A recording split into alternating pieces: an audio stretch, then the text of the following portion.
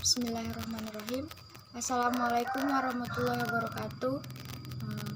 Perkenalkan, kami dari kelompok 2 yang beranggotakan saya sendiri, Maharani Sinta Depi, dan teman saya, Mas Riko Aditya Mulyono, dan Mas Toha Amiruddin Wasis Amrogo.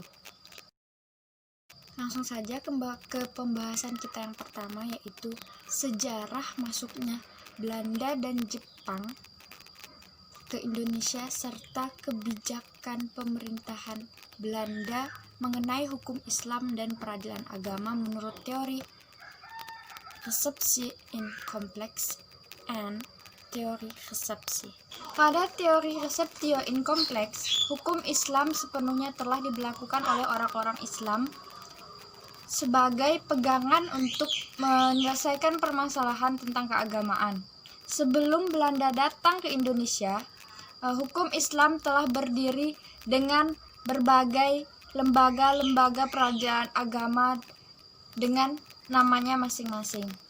Peradilan agama itu sendiri telah berdiri di tengah-tengah kerajaan dan kesultanan untuk menyelesaikan permasalahan yang berkaitan tentang hukum Islam.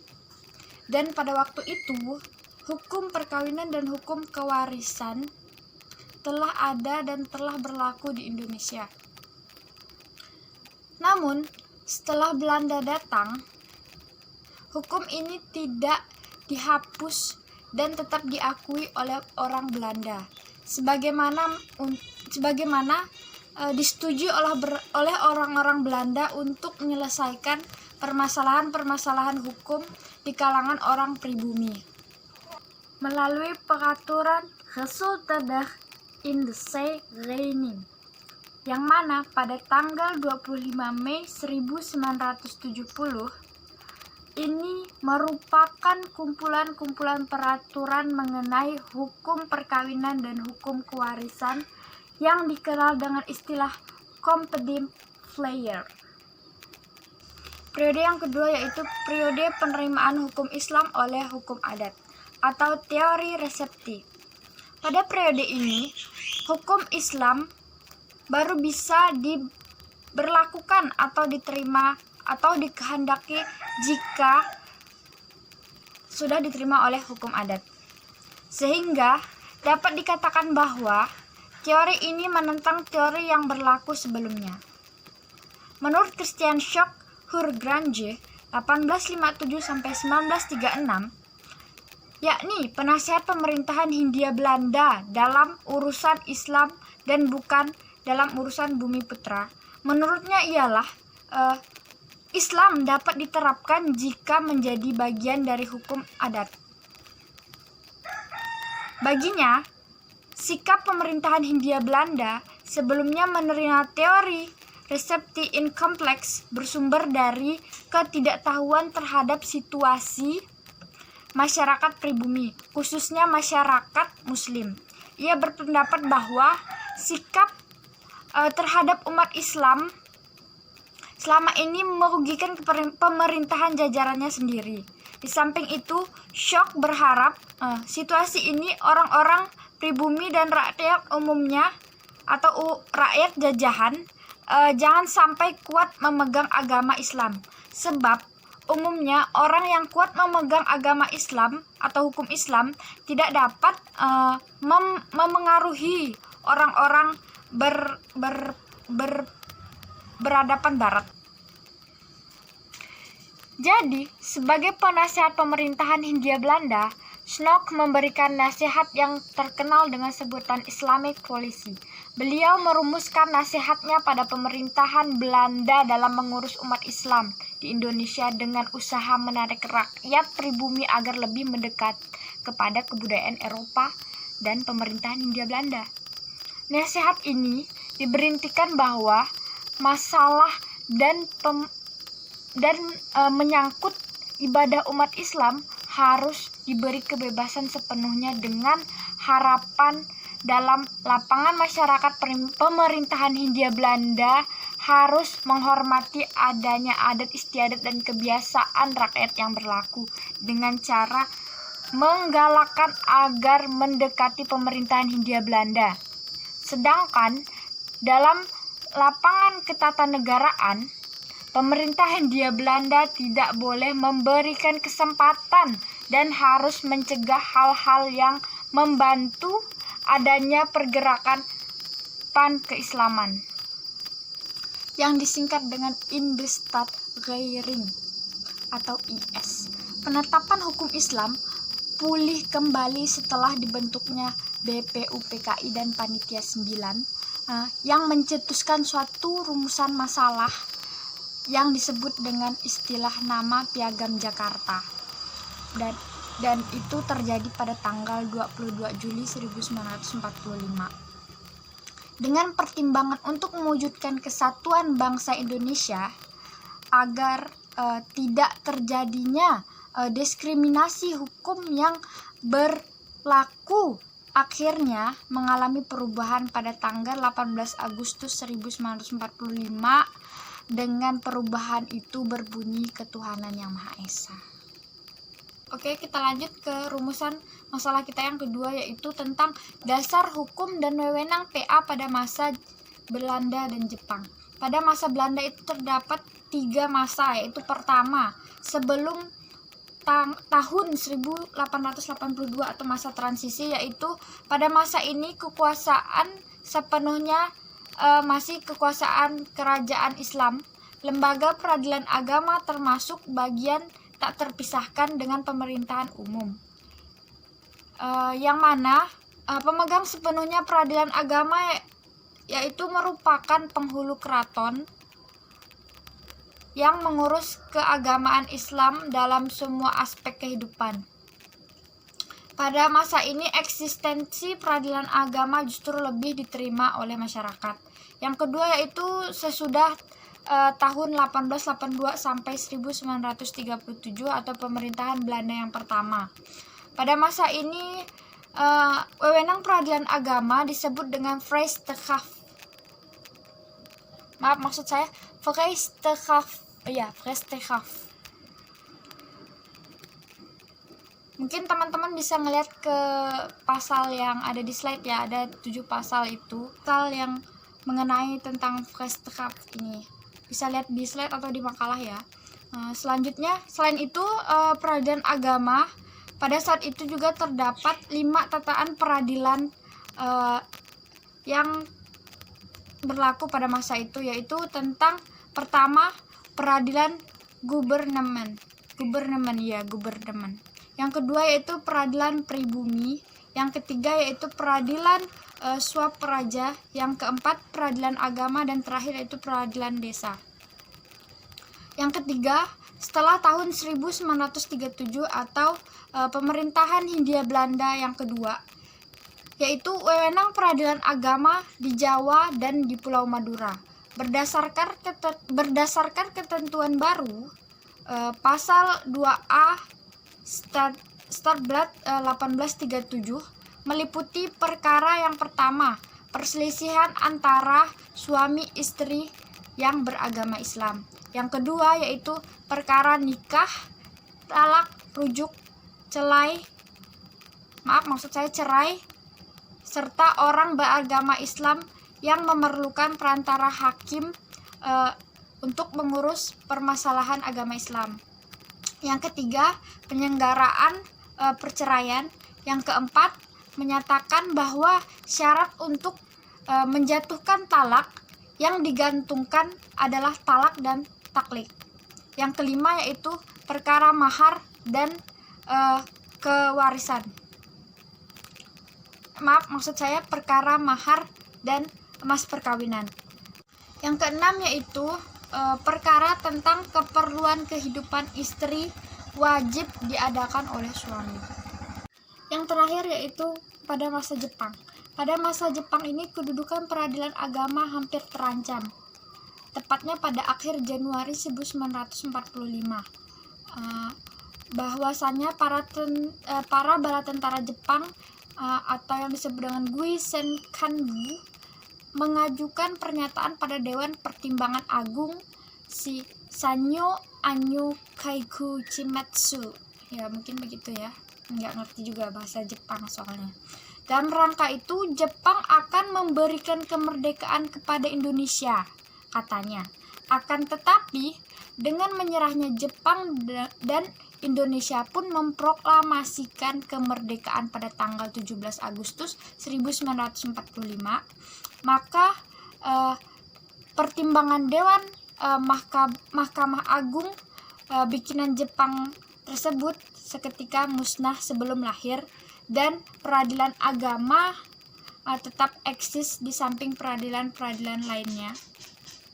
Mungkin sekian presentasi, maksud saya penyampaian materi dari bagian rumusan masalah yang saya sampaikan. Selanjutnya akan dilanjutkan oleh pemateri saya, yaitu Mas Aditya Riko. Kepada Mas Aditya Riko saya persilakan. Materi yang selanjutnya yaitu tentang kebijakan pemerintah Belanda terhadap pengadilan agama. Berbicara masalah peradilan agama tidak terlepas dari pembahasan hukum Islam, karena materi peradilan agama merupakan bagian dari hukum Islam itu sendiri. Politik hukum pemerintahan kolonial Belanda semasa jajahannya terhadap peradilan agama disesuaikan dengan politik hukum Islam. Ini dapat dibuktikan hampir semua pemberontakan bersumber dari gerakan yang berlatar belakang Islam, misalnya Perang Diponegoro, Perang Padri, dan sebagainya.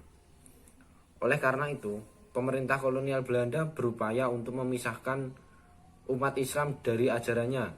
Di antara upaya itu adalah diterapkannya teori resepsi yang menyatakan hukum Islam baru bisa berlaku apabila telah diterima oleh hukum adat. Hal tersebut sangat pengaruh bagi peradilan agama, yaitu yang pertama terhadap susunan peradilan agama. Pemerintah kolonial Belanda membagi susunan badan peradilan agama menjadi 3 daerah yuridis.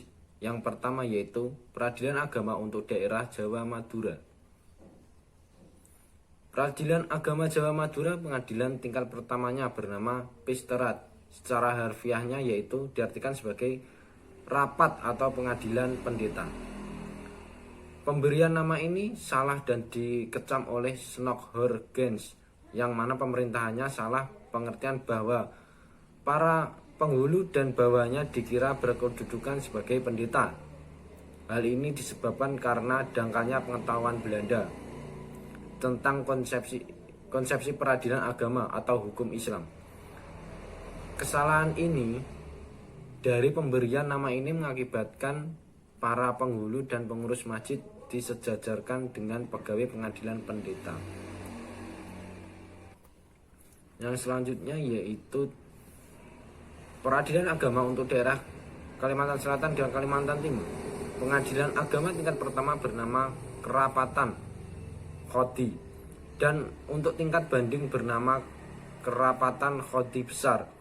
Sedangkan peradilan agama untuk daerah luar Jawa Madura tidak diatur oleh Belanda, tetapi diatur setelah Indonesia merdeka, yang diatur oleh PP nomor 45 tahun 1957. Tingkat pertamanya bernama Mahkamah Syariah dan tingkat bandingnya bernama Mahkamah Syariah Provinsi. Ya, lanjut lagi. Nama-nama pengadilan agama yang tidak seragam ini diseragamkan berdasarkan surat keputusan Menteri Agama nomor 6 tahun 1980. Pengadilan tingkat 1 bernama Pengadilan Agama dan pengadilan tingkat banding bernama Pengadilan Tinggi Agama. Dengan adanya pembagian wilayah yurisdiksi PA di atas, berakibat juga terhadap susunan badan peradilan agama. Untuk pengadilan daerah Jawa Madura, untuk pengadilan tingkat 1 terdiri dari seorang ketua, yaitu seorang penghulu yang diangkat oleh Landat atau pengadilan negeri. Sekurang-kurangnya 3 orang dan sebanyak-banyaknya 8 orang ahli agama sebagai anggota. Pengadilan tingkat banding tidak diatur dalam susunannya.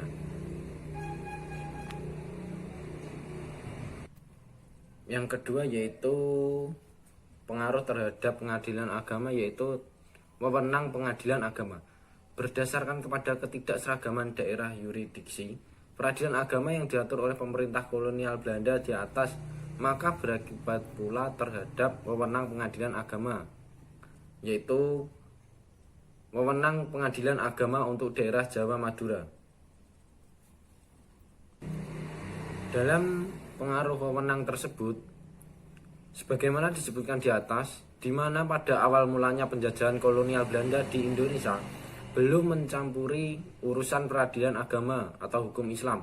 Namun pada masa berikutnya perlahan-lahan mengaturnya, yaitu pada tahun 1835 melalui resolusi tanggal 7 Desember 1935 yang dimuat dalam pemerintahan pada masa itu mengeluarkan penjelasan tentang pasal 13 yang isinya apabila terjadi sengketa antara orang-orang Jawa atau satu sama lain mengenai soal-soal perkawinan, warisan, dan sengketa lainnya yang harus diputuskan menurut hukum Islam, maka para pemuka agama memberi keputusan, tetapi gugatan untuk mendapatkan pembayaran yang ditimbulkan dari keputusan para pemuka agama itu harus dimajukan kepada pengadilan biasa atau PN.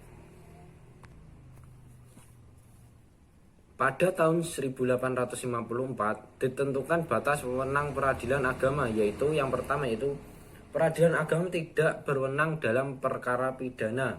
Yang kedua yaitu apabila menurut hukum-hukum agama atau adat istiadat lama, perkara itu harus diputuskan oleh para penghulu. Dari beberapa pernyataan di atas dapat dipahami bahwa sebelum diresmikannya peradilan, wewenang peradilan agama sudah dibatasi oleh pemerintah kolonial Belanda. Pada saat diresmikannya peradilan agama untuk daerah ini, muncul dan berkembang pendapat yang menyatakan bahwa hukum yang berlaku bagi orang-orang Indonesia asli adalah hukum Islam. Akan tetapi mereka harus mengikuti teori Resepto yang menyatakan sebenarnya yang berlaku di Indonesia bukan hukum Islam, melainkan hukum adat. Materi selanjutnya yaitu pengadilan agama sebagai peranata hukum. Peradilan agama merupakan suatu peranata sosial hukum Islam di Indonesia. Istilah peradilan secara etimologi berasal dari kata adil, mendapatkan awalan per dan akhiran an, yang berarti sesuatu yang ada hubungannya dengan masalah urusan tentang adil atau keadilan. Pada hakikatnya tidak lain sebagai tugas penyelesaian persengketaan hukum dan pelanggaran-pelanggaran hukum dan undang-undang guna menegakkan hukum dalam mencapai keadilan, kebenaran, ketertiban, dan kepastian hukum. Tujuannya yaitu adalah untuk menciptakan suatu tata kehidupan dalam masyarakat dan negara yang tertib dan teratur. Setiap orang dapat dilindungi dari setiap gangguan, sebaliknya. Dan juga pula setiap orang melaksanakan kewajibannya sebagaimana mestinya. Ya, kali ini saya akan melanjutkan materi yang disampaikan oleh Mas Riko. Penerapan hukum Islam lewat jalur infrastruktur dan suprastruktur. Yang pertama, penerapan hukum Islam melalui infrastruktur sosial. Kata infra berasal dari bahasa Inggris yang berarti di bawah, dasar.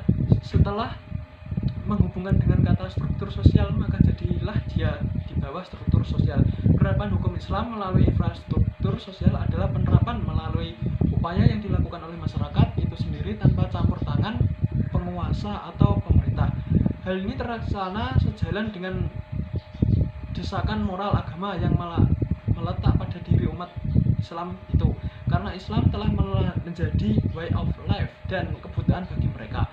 Pelaksanaan akan hal ini bisa ditempuh lewat inisiatif sendiri seperti tahkim, atau juga melalui lembaga-lembaga non-formal yang tumbuh di tengah-tengah masyarakat itu sendiri seperti Tauliyah Ahlul Al-Hili wa ala Aqdi.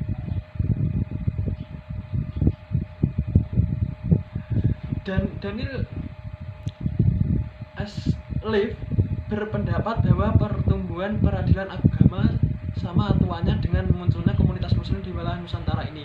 Hal ini menggambarkan bahwa peradilan agama itu merupakan bagian dari ajaran Islam yang tidak bisa dipisahkan dari umat Islam, sekaligus peradilan agama itu sebagai kebutuhan umat Islam.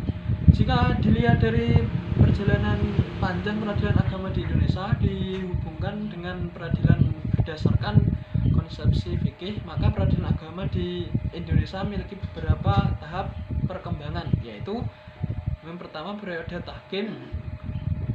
Tahkim merupakan suatu aktivitas dan proses mendapatkan keadilan oleh manusia dengan cara kedua belah pihak bersama-sama menyerahkan perkara mereka kepada seseorang yang mereka percayai, dan keputusannya pun akan mereka patuhi secara sukarela pula. Orang yang diberi kepercayaan untuk menyelesaikan perkara ini disebut dengan hakam atau arbitrator. Mereka adalah orang-orang terpandang dan dihormati karena ilmunya dan alimnya. Tidak lain, mereka ini adalah ulama dan fuqaha yang ada pada masa itu. Dapat diyakini bahwa pelaksanaan hukum di Nusantara dimulai dengan periode tahkim. Pada awal masuknya Islam di Indonesia dan dalam suasana masyarakat sebelum mengenal ajaran Islam, maka pemeluk agama Islam yang bersengketa akan tahkim pada ulama yang mereka percayai. Yang kedua, periode tauliyah ahlul hili wal al-aqdi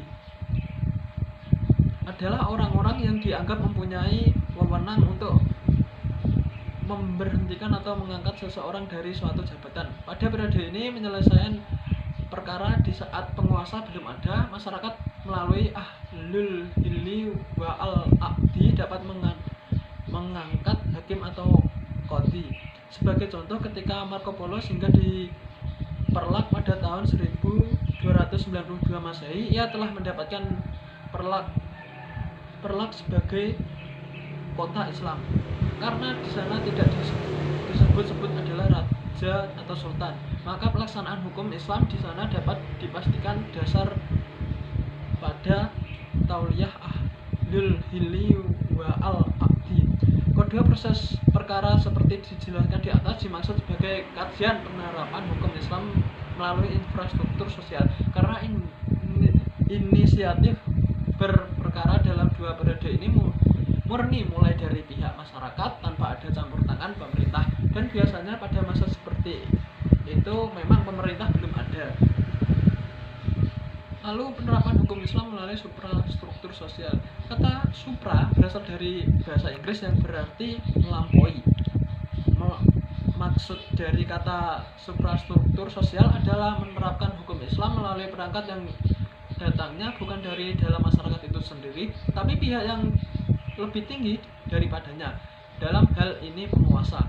Penerapan hukum Islam melalui penguasa disebut dengan tauliyah imam. Menurut konsepsi fikih pada periode ini, pengangkatan hakim atau qadhi yang dilakukan oleh imam kepada negara atau orang yang diberi kuasa. Imam di sini berfungsi sebagai waliyul amri, yaitu pengemban amanat dan berwenang memerintah. Bila kekuasaan negara berada di tangan orang kafir, sebutannya adalah susiyawah, penguasa yang nyata, dan tauliyah yang diberi kepada orang muslim adalah sah, seperti yang terjadi dengan Stadsblad 1882 nomor 152 dalam pembentukan Printer Road yang ketuanya diangkat oleh Presiden Belanda. Kemudian hubungan pengadilan agama atau MS dengan bidang lainnya. Hubungan peradilan agama dengan peranata hukum atau ijtihad hukum. Sebagai peranata hukum dalam peradilan terdapat jaringan hubungan antara manusia, meliputi yang pertama kekuasaan negara yang mendekat, yang kedua penyelenggaraan kekuasaan negara yaitu pengadilan, yang ketiga prosedur menerima, memeriksa, mengadili, memutus, dan menyelesaikan perkara. Yang keempat, perkara-perkara yang menjadi kewenangan pengadilan. Yang kelima, orang-orang yang berperkara yaitu pihak-pihak. Yang keenam, hukum yang dijadikan rujukan dalam perkara. Yang terakhir, penegakan hukum dan pengadilan sebagai tujuan. Kemudian hubungan peradilan agama dengan Mahkamah Agung dan Departemen Agama agama sebelum lahirnya Undang-Undang Nomor 35 Tahun 1999, sebelum Undang-Undang Nomor 4 Tahun 2004 tentang kekuasaan kehakiman, bahwa sebelum dikeluarkannya Undang-Undang Nomor 35 Tahun 1999 tentang perubahan atas Undang-Undang Nomor 14 Tahun 1970 tentang kekuasaan pokok kehakiman. Ketika itu yang berlaku adalah Undang-Undang Nomor 14 Tahun 1970. Pasal 10 ayat 1 yang menyatakan bahwa kekuasaan kehakiman dilakukan oleh pengadilan dalam lingkungan pengadilan umum, pengadilan acara, pengadilan militer, peradilan tata usaha negara. Adapun mengenai proses penyelenggaraan peradilan lingkungan atau lingkungan peradilan agama yang terkait langsung dengan Mahkamah Agung adalah mengenai hukum kasasi. Tentang kasasi dinyatakan dalam pasal 20 Undang-Undang Nomor 14 Tahun 1970 tentang ketentuan-tentuan pokok kekuasaan kehakiman, dinyatakan bahwa atas putusan pengadilan dalam tingkatan banding dapat diminta kasasi kepada pihak Mahkamah Agung oleh pihak-pihak yang berkepentingan yang diatur dalam undang-undang. Ketentuan undang-undang ini yang dipegang Departemen Agama tetap mempertahankan bahwa di lingkungan peradilan agama putusan tingkat peradilan adalah putusan akhir. Artinya dilindungi peradilan agama tidak ada kasasi karena undang-undang untuk itu belum diterbitkan atau belum lahir. Sedangkan pihak Mahkamah Agung bahwa hal-hal di lapangan berkaitan dengan hukum acara yang kalau dirasakan kebutuhannya, Mahkamah Agung berwenang mengatur yang selama ini diberi bentuk peraturan Mahkamah Agung. Dasar kewenangan ini adalah pasal 131 Undang-Undang Nomor 1 Tahun 1950 tentang susunan kekuasaan dan jalan pengadilan Mahkamah Agung. Pihak Mahkamah Agung tetap bersikukuh tanpa undang-undang yang dikehendaki oleh pasal 20 Undang-Undang Nomor 14 Tahun 1970. Kasasi bisa dijalankan dengan peraturan Mahkamah Agung sebagai tindak lanjut pendirian tersebut. Mahkamah Agung pada tanggal 26 November 1977 mengeluarkan peraturan Mahkamah Agung Nomor 1 Tahun 1977 tentang jalan pengadilan dalam memeriksa kasasi dalam perkara data dan perkara perdata oleh pengadilan agama dan pengadilan militer.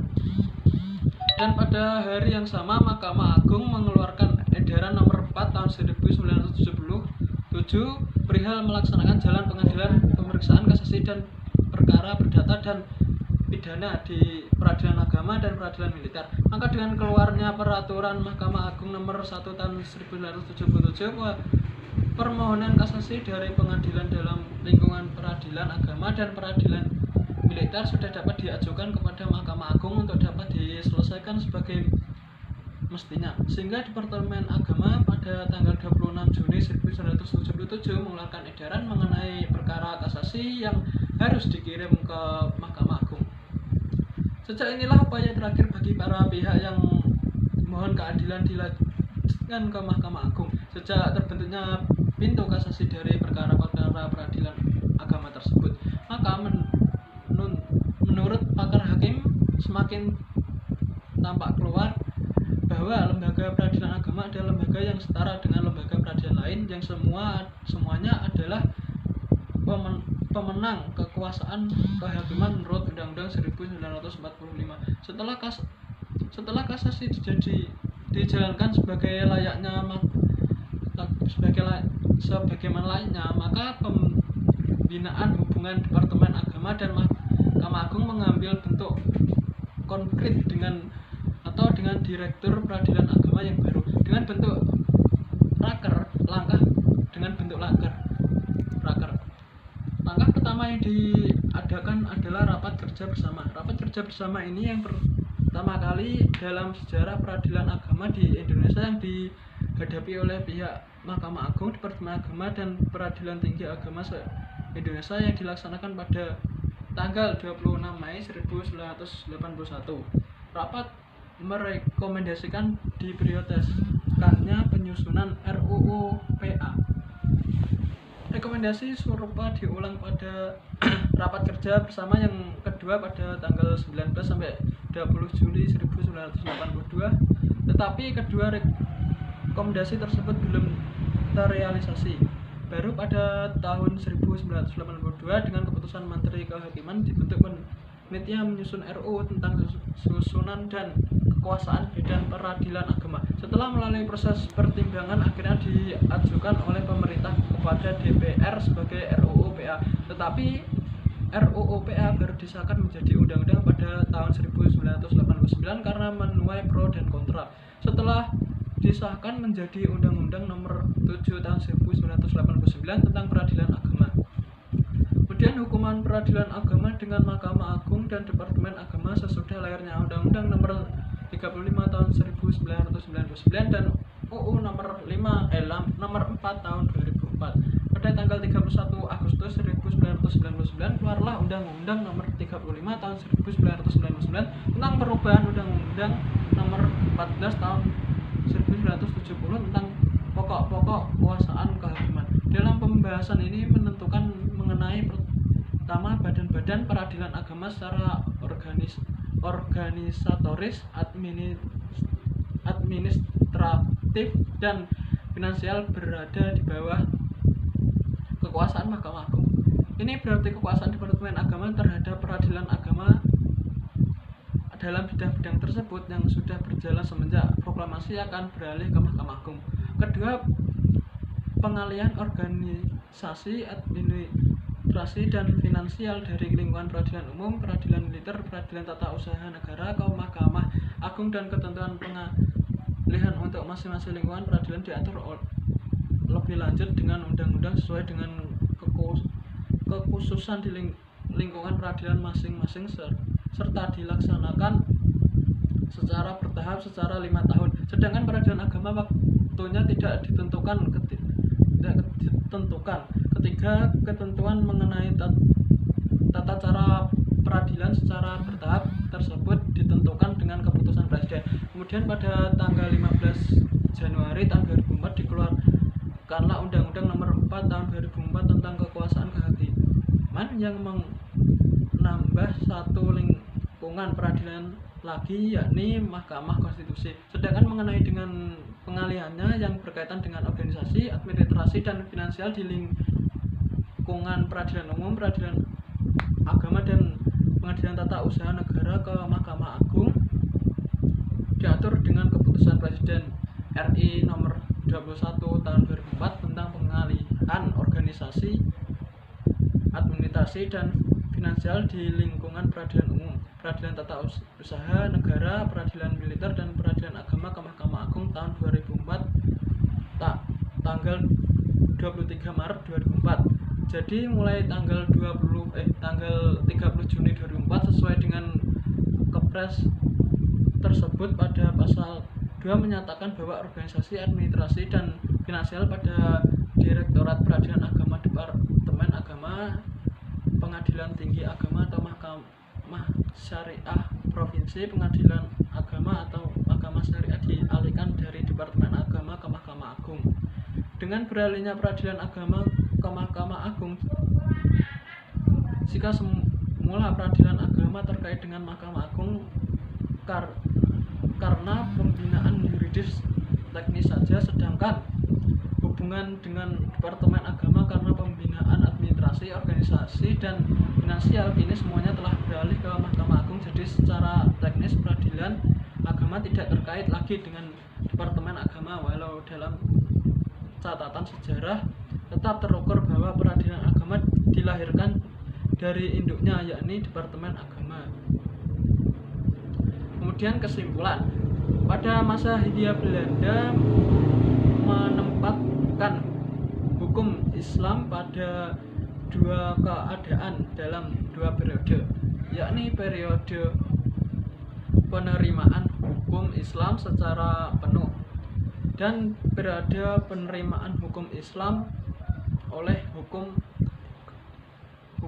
adat. Terus dasar hukum dan wewenang PA pada masa Belanda. Terdapat 3 masa sebelum tahun 1882 atau masa transisi sebelum terus sesudah 1882 sampai 1937 pemerintah Belanda ke-1 setelah tahun 1937 atau pemerintah Belanda kedua, dan pada masa Jepang peradilan agama pernah terancam, namun tetap kembali lagi dan peradilan agama tetap eksis di samping peradilan yang lainnya. Mungkin sekian dari materi yang kami sampaikan, kurang lebihnya mohon maaf. Wassalamualaikum warahmatullahi wabarakatuh. Waalaikumsalam warahmatullahi wabarakatuh.